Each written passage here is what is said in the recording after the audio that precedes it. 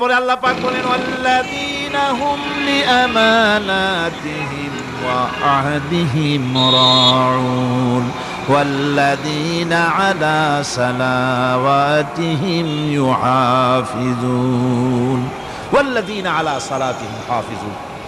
আর যারা তাদের আমানতকে পূর্ণ করে, আমানত এবং তাদের ওয়াদা চুক্তি পূর্ণ করে, এবং যারা নিজেদের নামাজ সমূহকে পূর্ণভাবে হক আদায় করে নামাজ পড়ে, নামাজের যারা হেফাজত করে, এরা কারা? এরা হচ্ছে উলাইকা হুমুল ওয়ারিসুন আল্লাযীনা ইয়ারিসুনাল ফিরদাউসা হুম ফিহা খালিদুন। এরা হচ্ছে সেই সব লোক, এরা উত্তরাধিকার হচ্ছে জান্নাতের উত্তরাধিকার, জান্নাতুল ফিরদাউসে আল্লাহ রাব্বুল আলামিন এই গুণ বিশিষ্ট লোকদের জন্য জায়গা করে দিবেন। জোরে কোন সুবহানাল্লাহ।